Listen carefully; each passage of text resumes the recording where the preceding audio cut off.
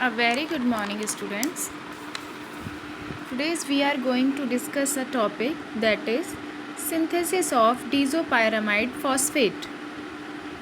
We are also known as alpha 2-diisopropyl amino ethyl alpha phenyl 2-pyridine acetoamide. Okay. So before the discussion of synthesis of disopyramide phosphate, we should know about the category of that drug. This is a drug which is related with the antiarrhythmic drug. Class 1, blockage of fast sodium ion channels by depressing phase of the action potential. So now come to the topic, synthesis of disopyramide phosphate.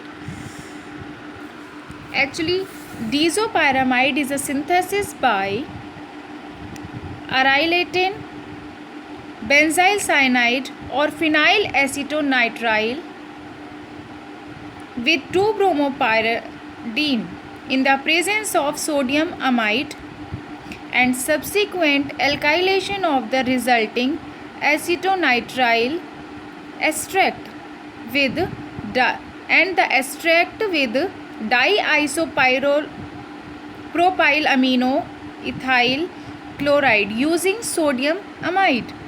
Sulfuric acid hydrolysis, sulfuric acid hydrolysis of the resulting nitrile leads to the formation of diisopyramide phosphate.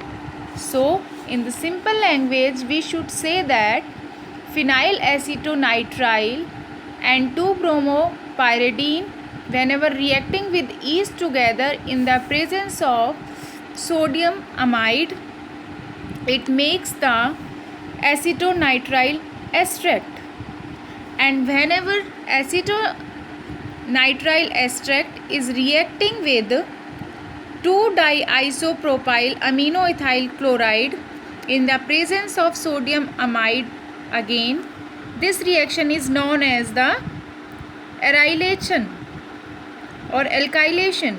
Okay, alkylation of the extract of acetonitrile, it makes a mixture of 2-diisopropyl amino ethyl chloride. We should say this intermediate product, and whenever the intermediate product is partially hydrolyzed with sulfuric acid, it makes the diisopyramide.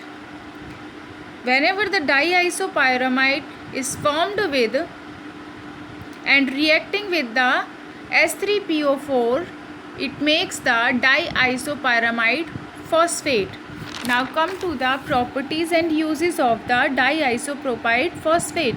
It is a white or almost white powder which is soluble in water, springly soluble in alcohol and insoluble in methylene chloride.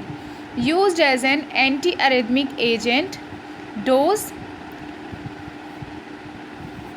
100 to 150 mg 4 times a day. Okay, this is the synthesis of diisopropyl phosphate.